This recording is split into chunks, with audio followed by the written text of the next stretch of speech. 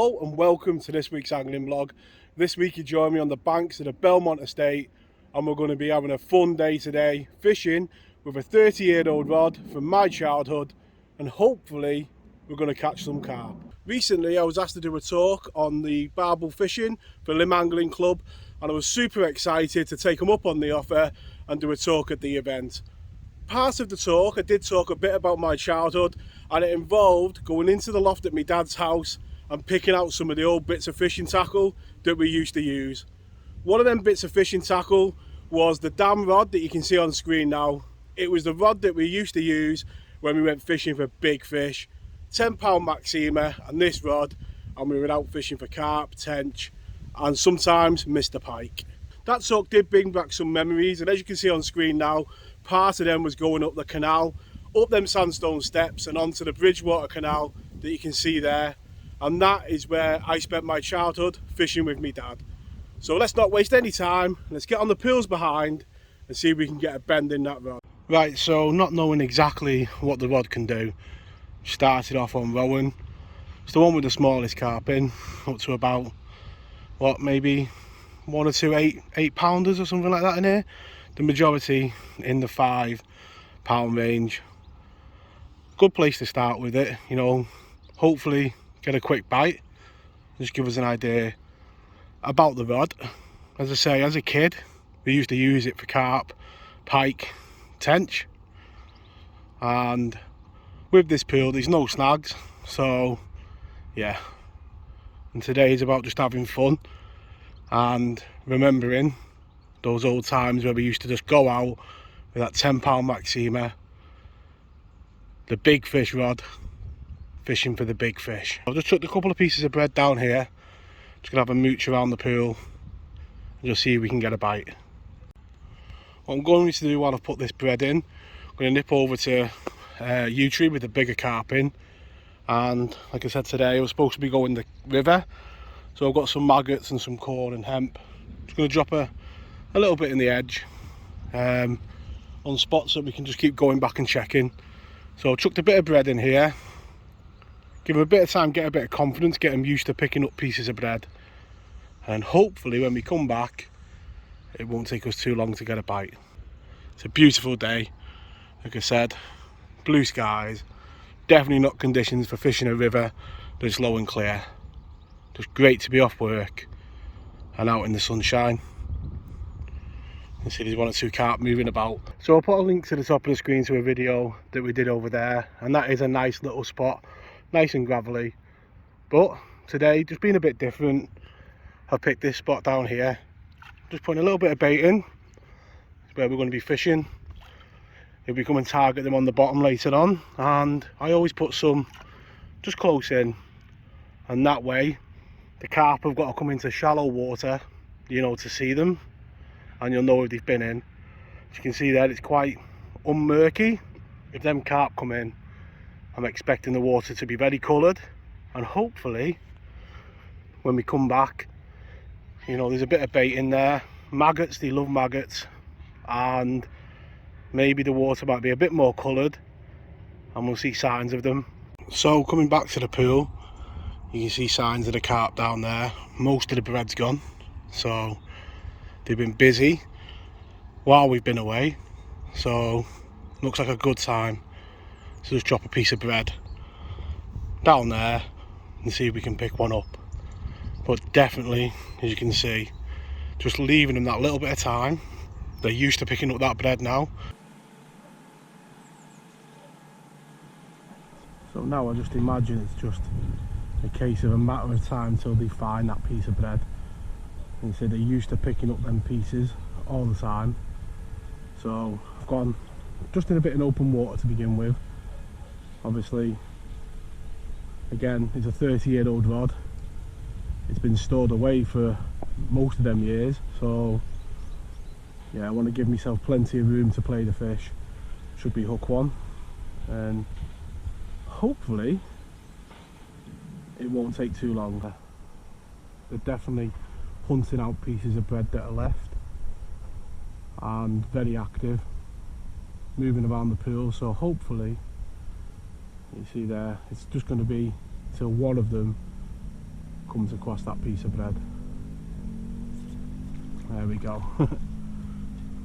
See, sometimes you just sit and watch fish that much, you know, carp especially, you watch their behaviour, you can quickly just learn their moods and their behaviour, and you can tell when they're on it, you can tell when they're bathing and basking, and you can also tell, you know, when they're hunting for food. And what a lovely bend in the rod. It feels good after all these years to be out using the rod. It did always bend, and how little do we appreciate the little things in fishing. We all have reel seats now, and I can feel that coming apart, which was always the case. It always used to fall apart, but it just feels good to be out using the rod.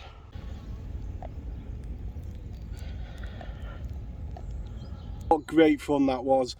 A little small, perfectly formed common on a bit of floating crust.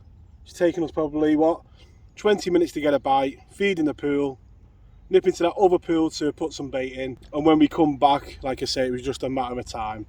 Let's get him straight back. There's a couple of carp taking bread behind me, and see if we can pick up one more. So that carp returned. I don't think this is going to take too long. You see this carp coming up for that bread, and pretty much that bread we put in is gone. Let's get another piece out there and see if we can get another bite. So nice simple tactics, just some 3-line bread, and I always use the middle of the loaf where I can. You know, the crust's a bit not my favourite bit. I normally grab the middle of the loaf, fold it over twice, a big chunk of bread, gives you the weight to cast, and then put the hook straight through it. There's a few over there, so we'll cast in that direction, and again, just that feeling of you're just waiting for one to find it, really.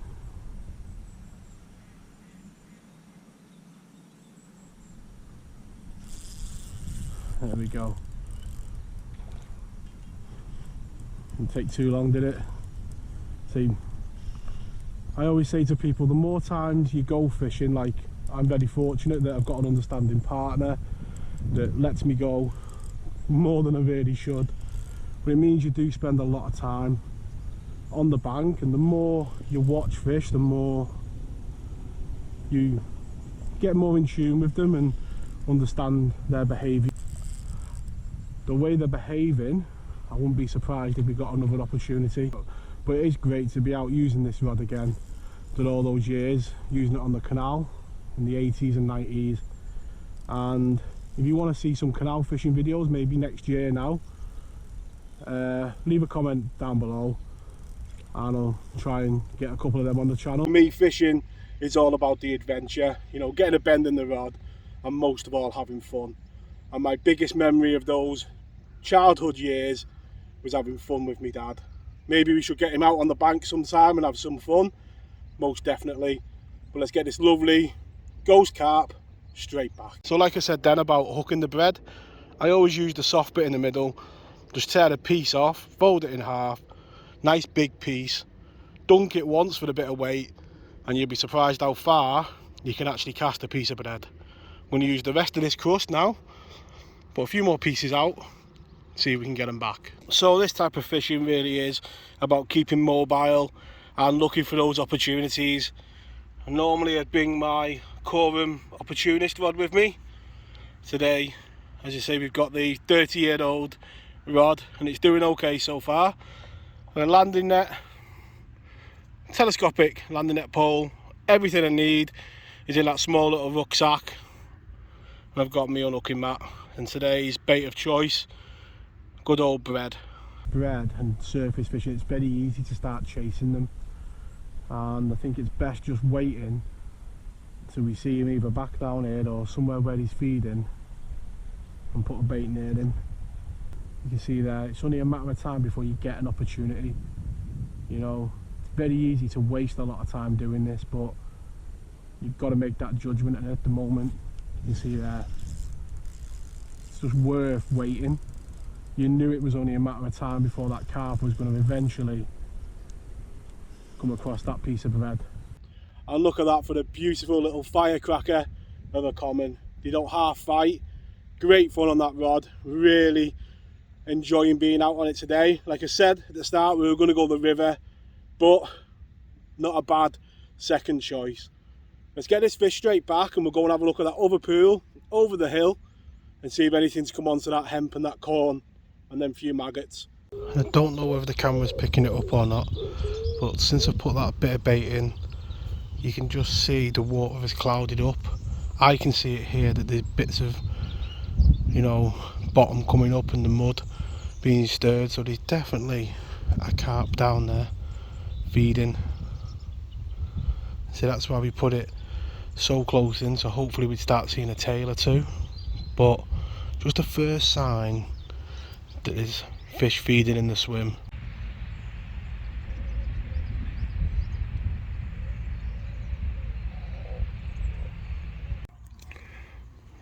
So it just wasn't happening on that other pool, so it's about 20 to 2 now. Just put a bit of bread on the top of willow and been fighting with the ducks who've come and cleared me out a couple of times, but eventually we've managed to hook a carp, and it was expected it would go a bit hard, you know, with the temperatures being so high. You know, as you can see, a nice bend in the rod, and it's been more than up to the task. Not shown any of its 30 years of age. It's been more than up to it, and finally it's bent into another one of these carp. So we've probably got about an hour if we get this one in. So there's another one of those lovely carp. This one coming off Willow Pool and come up and took the bread really well.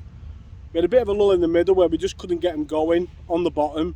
The odd one coming in but not confident, and moved around, and eventually this carp has slipped up. It really has been fun today using that rod. Let's get this fish straight back and let's see if we can get one more opportunity. It'd be great to get one more on the bank before we go.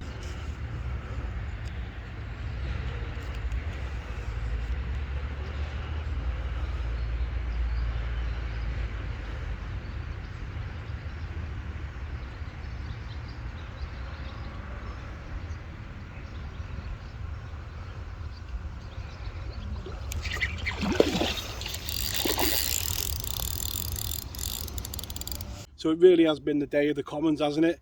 But I'm not complaining. It's been great fun on that rod. Like I said at the start, I'm going to try and get out again this evening for an hour or two, if possible. So if there's a bit on the end of the video, then there'll be some footage at the end of this evening's session. But if not, we'll call the session to an end there now. I hope you've enjoyed this little trip down memory lane. I really have enjoyed using that rod. Brought back all them memories. We'll get this fish straight back. But I want to wish you all tight lines in your own fishing, and I'll catch you all next week. Tight lines. A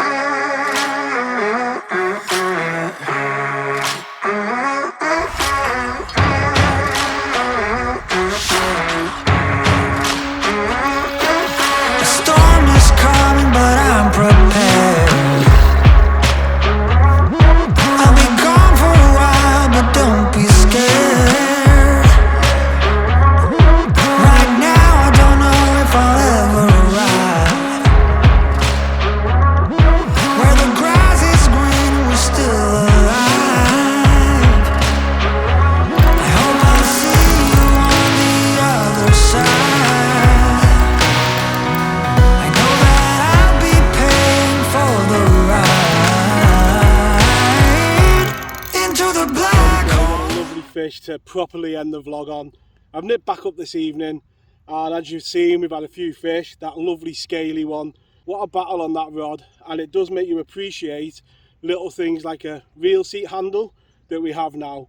But great to be on the bank 30 years on, putting the rod through its paces and having fun. So that really is the end of the video now. I want to wish you all tight lines in your own fishing. Be great if you could like and subscribe, and I'll catch you all next week. Tight lines.